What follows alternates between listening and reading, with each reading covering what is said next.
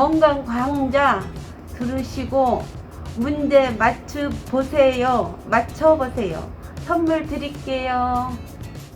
관절 광내 주사요법으로 히알루론산 성분이 들어있는 무릎 주사의 이름은 무엇입니까? 힌트 드릴게요.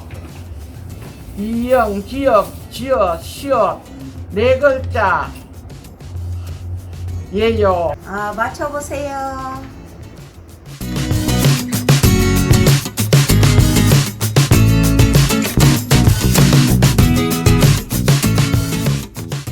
처음 뵙겠습니다. 용산정형외과 대표원장 장인영이라고 합니다. 오늘은 이제 성인도 모시고 이제 그 관절염에 대해서 잠깐 알아보겠습니다. 관절염 다 잘 아시겠지만 관절은 이렇게 여기 그림 보이시죠? 원래 정상인 무릎은 엑스레이를 서서 찍으면은 이렇게 좀 벌어져 있습니다. 이 위에 허벅지뼈하고 이 아래 정강이뼈 사이가 이렇게 떠 있습니다. 여기에는 연골이 이렇게 두툼하게 들어가 있죠. 보통 뭐 도관이라고도 하는데 사람의 물렁뼈, 연골판 이렇게 부르기도 합니다. 근데 이게 이제 우리가 쓰거나 많이 쓰거나 또 다치거나 하다 보면 좁아지고 그게 닳고 뼈도 조금 마모가 일어나서 조금 실제로 이렇지는 않지만 좀 염증도 생기고 좁아지고 좀 걸을 때 딱딱 소리도 나고 아프고 걸으면 여기서 소리가 그러니까요. 예. 근데 이제 소리만 나는 거는 꼭 치료할 필요는 없는데요. 소리가 날 때 아프면 치료를 하죠. 그래서 하여튼 그런 거 뼈들이 둥글둥글하지 않고 삐쭉삐쭉 나오고 관절 간격이 좁아지고 그런 거를 이제 관절염이라 합니다. 그래서 되게 이제 모든 사람이 예외 없이 저도 마찬가지고 나이를 먹으면서 생기는 거고 또는 꼭 나이 때문만 아니라 다쳐서도 생기죠. 다친 이후에 한참 지나면 관절염이 진행되기도 합니다. 그 흔한 원인은 조금 전에 말씀드렸듯이 이렇게 너무 그냥 무리해서 많이 써서 몸을 혹사시켜서 생기기도 하고 그 다음에 이제 살이 좀 아무래도 좀 더 몸무게가 나가면 조금 더 그 영향이 있겠죠. 없는 안 그런 사람보다요. 그 다음에 다친 후에 생기기도 합니다. 그 다음에 또 이제 우리가 나이를 먹으면서 생기고 또 잘 써야 되는데 좀 자세가 그래도 생길 수도 있는데 이거 어떻게 일일이 다 신경 쓰고 살겠어요. 그래서 하여튼 이런 여러 가지 원인들이 있습니다. 그리고 관절염의 발생 부위는 주로 무릎이나 척추, 그 다음에 이 엉덩이 관절, 이 엉치뼈 있는 데죠. 고관절. 그 다음에 이제 손가락. 그 외에도 뼈와 뼈가 만나는 데는 다 생길 수 있고요.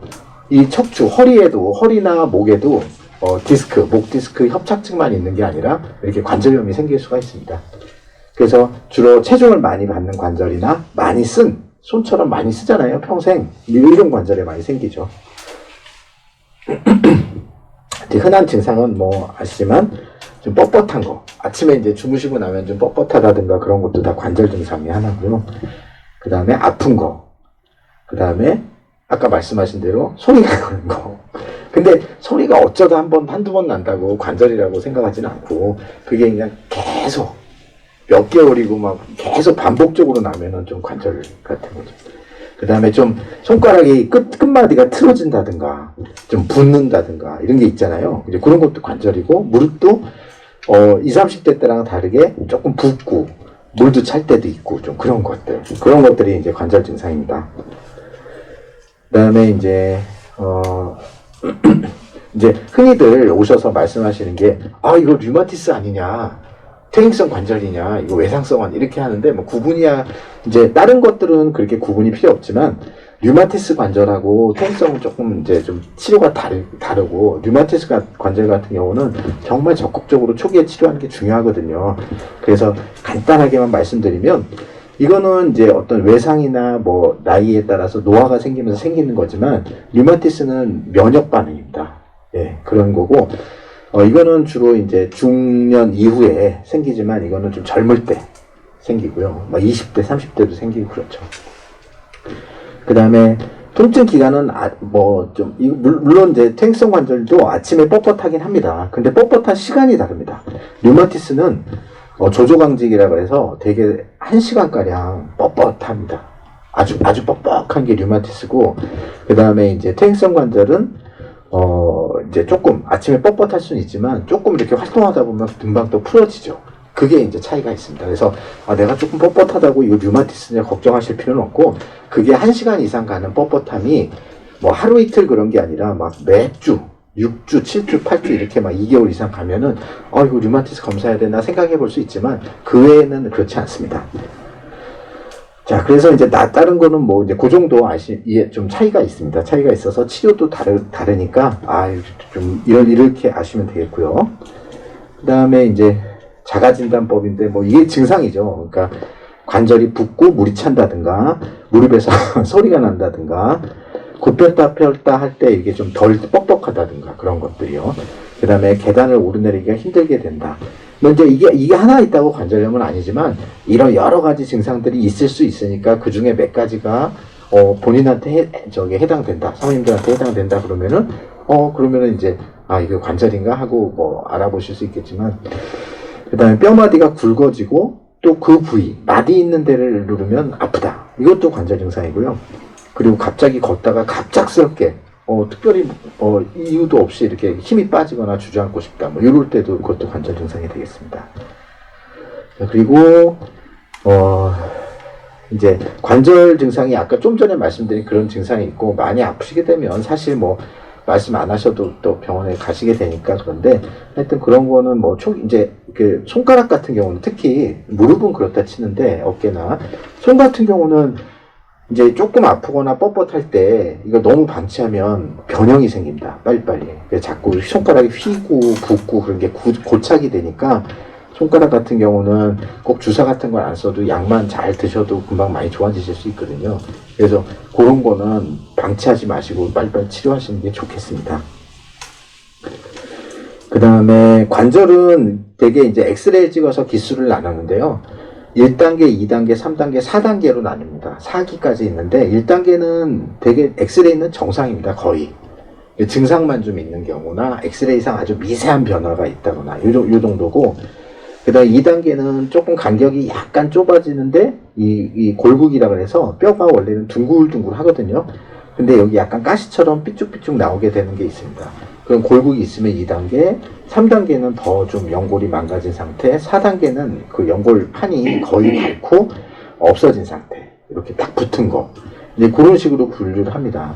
근데 되게 이제 와서 말씀하시는 게 나는 이 엑스레이만 보고 나는 이거 수술할 정도냐, 이제 3단계나 심하시다고 이거 수술해야 되냐, 막 그런 거 많이 물으시는데, 물론 이제 엑스레이만 가지고는 수술을 할만 하겠다라고는 생각할 수 있지만, 엑스레이가 나쁘다고 무조건 수술하는 건 아니고요. 이게 아무리 4단계라도 나는 괜찮은데, 나는 별로 안 아픈데, 그러면 안 하셔도 돼요. 그러니까 그 인공관절은 통증이 기준입니다.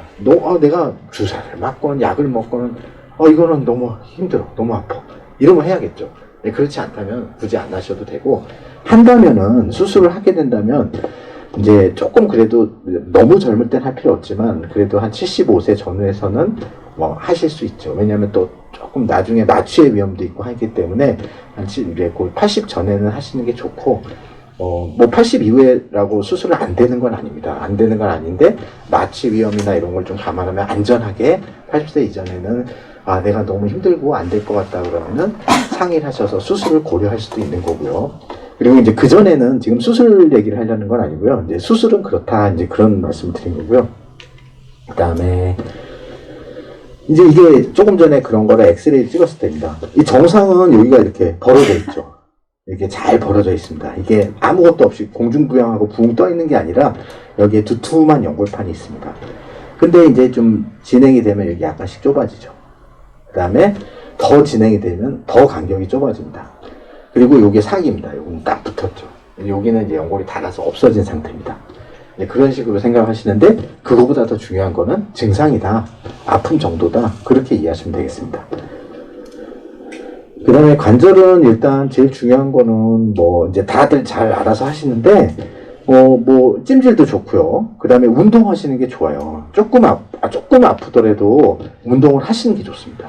그러니까 너무 아프면 안 해야겠지만은 약간 아픈 거는 오히려 운동을 하는 게 훨씬 몸에 좋고, 그 심폐 기능에도 좋기 때문에 전체적으로 운동을 하시는 게 좋고요.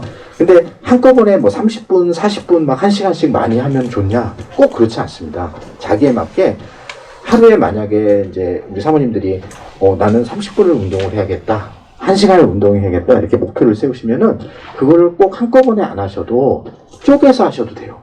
10분씩 나는 조금만 걸으면 가다 쉬어야 되는데 협착증이 있어서 아픈데 이렇다면은 5분씩, 10분씩 쪼개서 하셔도 됩니다. 그러니까 그런 식으로 이거 20분 연속으로 안 하면 효과가 없나? 그렇지 않습니다.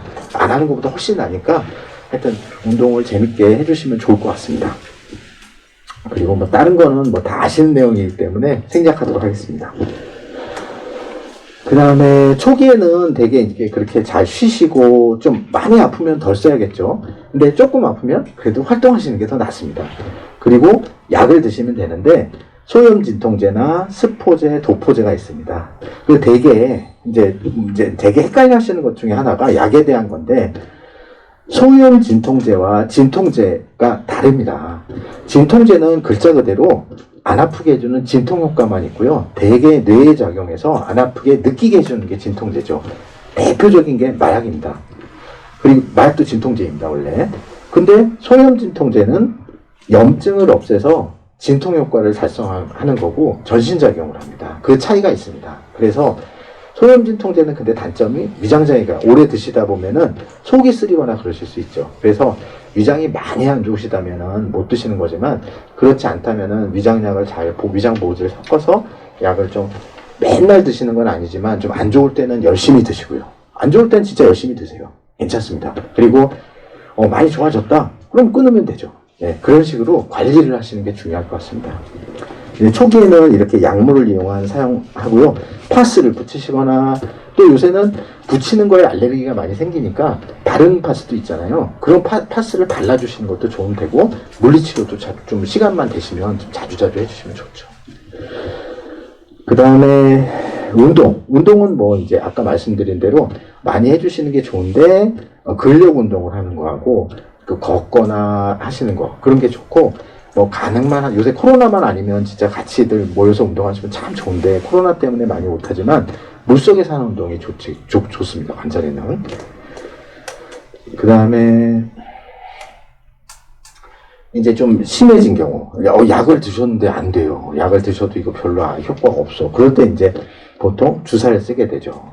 그 다음에 더 심해지면은 수술을 하게 되는데 수술은 아까 인공관절 말고도 이렇게 내시경으로 구멍을 3개를 무릎 주변에 구멍을 이렇게 1cm 안 되는 작은 구멍을 뚫어가지고 내시경으로 좀 이렇게 씻어주고 하는 게 있는데 근데 그거는 그렇게 사실 제가 아주 그렇게 효과가 오래 가지거나 그러진 않습니다. 그래서 이제 연골판이 찢어졌다거나 꼭 그러면 모르는데 일부러 씻어내는 시술을 한다거나 그러실 필요는 없습니다. 예. 그리고 전에 말씀드린 것 중에 주사는 뭐 이제 뼈 주사도 있고 그 다음에 연골 주사도 있고 요새는 뭐 콘주란 뭐 히루알 뭐 많이 있죠. 그래서 그런 주사들이 있고 뭐 그 외에도 이제 좀 새로운 것들이 많이 나오고 있는데요. 하여튼 이제 이건 좀 이따가 뼈 주사랑 그 연골 주사, 영양 주사에 대해서 차이를 설명드리겠습니다. 그다음에 요거는 이제 정말 이제 약이나 주사로 안 될 때 난 이제 뭐래도 아파서 힘들어 못 견디겠어 이러면은 이제 인공관절을 하는 건데 그때는 하실 때 전문병원도 있고 대학병원도 있지만 하여튼 경험이 많은 분들에서 하시는 게 중요합니다. 할 때는. 그리고 수술을 권유받으면 병원 한 군데 의사만 말 듣지 마시고 꼭 수술에 대해서는 2-3명의 의사와 상담하시고 그리고 나서 결정하시면 좋을 것 같습니다. 자, 그리고 이제 보통 이제 약도 그렇고 수술도 그렇고 이렇게 약이야 뭐 잘 알아서 하시는 거고 수술도 그렇게 흔히 뭐 자주 하는 건 아닌데 이제 우리가 일상에서 흔하게 주사 치료를 많이 하게 되는데요.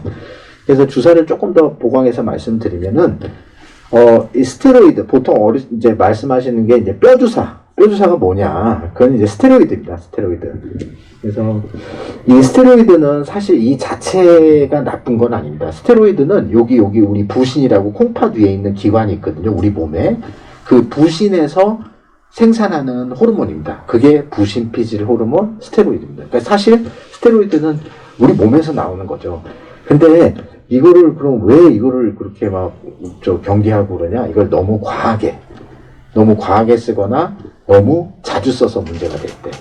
그래서 그때 그것 때문에 효과가 너무 좋으니까 이거 뭐야 명약처럼 돼가지고 너무 막 과량 투여를 한다거나 이거를 좀 적당한 텀을 두고 1년에 뭐 두세 번은 괜찮은데 너무 자주 쓰게 되면 오히려 관절이 안 좋거든요. 근데 그거를 효과가 좋으니까 놔줘. 아니 또 의사가 맞으세요 그래가지고 너무 자주 맞게 되면 그러면 오히려 안 좋습니다. 그래서 경계를 하는 건데 하여튼 그런 게 있습니다. 그래서 이 스테로이드 주사는 조심해서 좀 주의 깊게 써야 되고요. 그 다음에 이제 보통 이제 히알루론산, 우리가 보통 이제 연골주사 그렇습니다. 이거 연골주사는 뼈주사가 아닙니다. 이 히알루론산은 영양제입니다, 영양제. 그래서 연골 영양제라서 이건 뼈주사랑은 확연히 다른 거거든요. 그래서 되게 요새는 이제 이 연골주사를 놓을 때 뼈주사를 같이 놓는 병원들도 있고, 이제 많지는 않지만, 있고 하기 때문에, 그래서 이제 가끔 오해를 하시는 분도 있는데, 실제로, 그렇지만 히알루론산 이거는 연골주사는 영양주사고, 히알루론산인제라서 우리 몸에 있는 성분이거든요. 원래 이 눈, 안구 결막 안에도 있고, 피부에도 있고요. 그 다음에 여성분들 이렇게 팩 하잖아요. 거기에 히알루론산 팩도 있습니다. 그래서 이게 실제로 몸에 좋은 성분이기 때문에 이게 연골을 부드럽게 하고 그 영향을 주는 그런 효과가 있습니다. 그래서 좀 많이들 하시죠. 대개 이제 6개월에 한 3번 정도 보험이 되는데 요새는 뭐 더 하시는 분도 있고 3번이나 5번 정도 하시는 분도 있고 또 6개월에 한 번짜리도 하고 뭐 이제 이런 분위기입니다. 다음 보시면 방금 말씀드린 대로 뼈주사랑 연골주사는 다른 거고요. 연골주사는 대개 이제 3번, 보통은 3번 맞고, 옛날에는 이제 5번 맞는 것도 많이 있었습니다. 근데 요새는 이제 대부분 3번이나 또 심지어는 1번 맞는 것까지 나왔고요. 네, 그런 상태입니다. 그리고 이거는 이제 영양제다. 그렇게 하시면 되겠고요. 그 다음에, 연골주사는 되게 이제 염증 제거하고, 통증을 좀 완화시키고, 그 다음에 영양을 주는 그런 효과가 있고, 좀 부드럽게 해주는 거죠. 윤활작용을 많이 하게 됩니다. 그래서 좀 뻑뻑하고 그럴 때 맞으면 좀 부들부들하게 되고 좀 힘도 좀 생기고 좀 그런 효과가 있죠. 자, 그래서 하여튼 이런 게 있고 그 다음에 방금 말씀드린 대로 연골주사는 이제 무릎 기능을 좀 개선하고 뻣뻣함을 개선하고 좀 부드럽게 하고 그 다음에 좀 편안함을 주고 영양 공급을 하는 그런 효과들이 있습니다.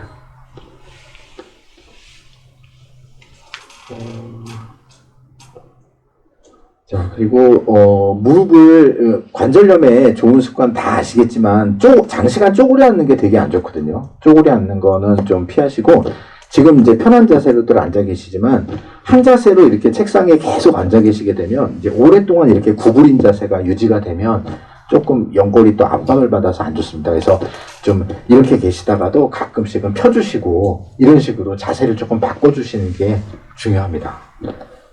그리고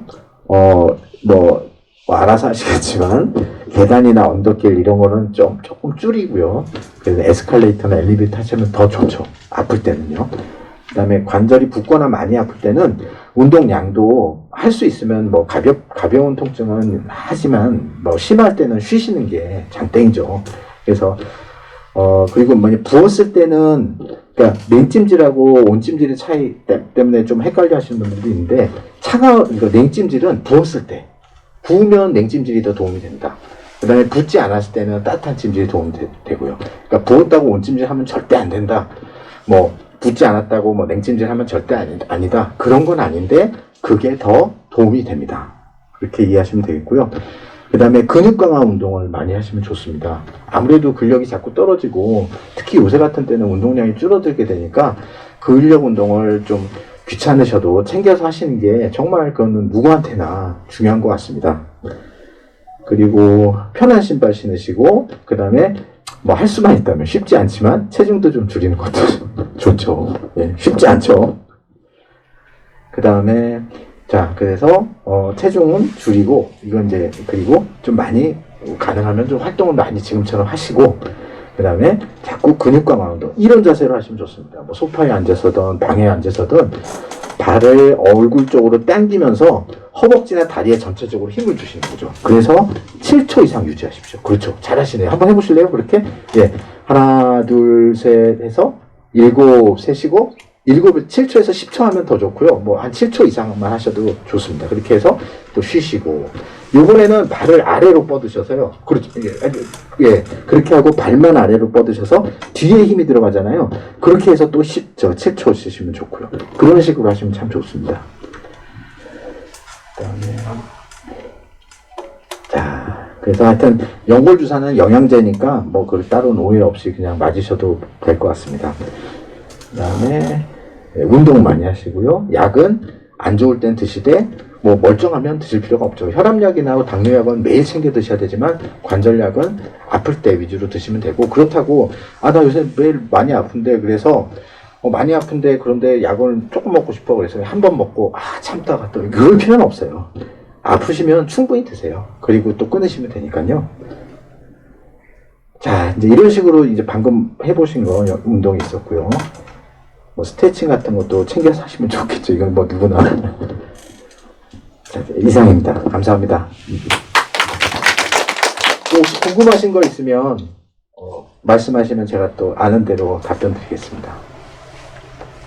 뜨거운 물 아니라도 건찜질을 해도 좋은가요? 건찜질이요? 네. 그러니까 어떤 사우나, 그런 건식 사우나 말씀하시는 거예요? 아니 이게 그냥 통에 들어가서 통에 예, 그 뜯어서. 기구 나온 거요? 그럼요. 그 온도 자체가 혈액순환을 좋게 하고 하기 때문에 당연히 도움되시죠. 예. 그냥 물 없이 그냥 건찜질. 그럼요. 예. 물 받아서 하려면 또 힘들잖아요. 네, 물 받으면 힘들어요. 맞아요. 예, 그런 게, 그 기구 있으면 더 하시면 좋죠. 아니 예. 그리고요 수술하는 사람도 네. 그 수술하고 나서 한참 됐는데 예. 이렇게 가끔씩 아픈 거는 왜 그런 거예요? 그건 이제 뭐 수술을 한다고 이제 수술하면은 이제 일단 큰 통증은 다 해결이 되는 게 대부분인데, 일부는 수술하고 더 아프기도 하죠. 아직 극소수에서 많지는 않지만요. 그리고 수술을 해도 염증은 이게 다 우리가 인조인간이 아니잖아요. 로봇가 아니기 때문에 살들이 있잖아요. 그런 살 주변에 염증이 생길 수가 있기 때문에 그로 인해서 또 아플 수도 있습니다. 그 뼈 자체에 그 인공관절 들어간 게 마모가 되거나 잘못되는 경우도 있지만 그런 경우는 거의 드물고요. 그 외에 주변에 조직에 염증이 생겨서 불편한 경우가 있죠. 이제 그때는 근데 사실 주사를 쓰기는 어렵습니다.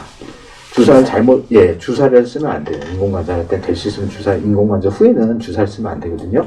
그래서 연골 주사는 맞아도 돼요 그럼? 인공관절 전에는 괜찮아요. 네? 인공관절을 하시기 전에는 연골주사를 맞으셔도 되는데, 인공관절을 하시고 난 후에는 연골주사를 또 웬만한 주사는 맞지 마세요. 왜냐면 균이 들어가서 혹시라도 몸이 힘들 때 균이 파고들어서 그 인공관절 한 대 감염을 시키면은 그거를 인공관절을 다시 빼고 그거를 염증을 없애는데 간단히 약 먹고 주사 맞고 수술 간단히 한 번 해서 끝날 일이 아니라 근 3개월에서 6개월을 침상에서 고생하실 수도 있어요. 몸 꺾고. 그럼 위험해요. 그런데 무릎이 찬 건 왜 그래요? 찬 거요? 예, 무릎이 차요. 실제로 차세요? 차요, 차. 어머님이 차게 느껴지세요? 차다니까. 실제로 차요, 온도가? 예. 이게 혈액순환 문제 아닐까요? 혈액순환. 이제 되게 두 가지인데요. 찬 게 있고 차게 느껴지는 게 있는데, 차봐요. 예, 그런 경우는 이제 허리 때문에 그런 경우가 있고요. 허리에서. 아프질 않고. 예, 아프지 않은데, 차요. 네네네. 그러니까 혈액순환이 부족해서 그럴 때가 있고, 또 한 가지는 협착증이나 디스크가 있을 때 다리 쪽에 차가움을 느낄 때도 있고요. 두 가지가 대표적인 이 겁니다. 무릎이 항시 차. 아니 그리고 선생님 무릎 운동할 때 스트레칭 하잖아요. 예. 근데 무릎을 이렇게 고양이 자세 하는데 무릎을 꾹꾹 대는데 여기가 아픈 거는 그런 거는 하지 말아요. 그렇죠. 이제 약간 아프신 거는 뭐 좀 가볍게 따라하는 건 괜찮은데요. 너무 아프면 안 해야죠. 당연히. 아픈 거는 하지 말라는 신호니까, 내가 이걸 참고 극복해야지 그러실 필요는 없어요. 예. 약간 좀 불편하다 그런 거는 해도 되는데, 할 때 너무 힘든데 이거 따라해야 되나? 이거 해야지 좋아지나? 그러실 필요는 전혀 없어요. 아프면 하지 마세요. 예. 걷기 하셔도 되잖아요. 예. 예. 또 다음에 또 기회 되면 또 같이 뵙기로 하고요. 오늘은 이것으로 좀 마치겠습니다. 용산정형외과 대표원장 장희영이었습니다.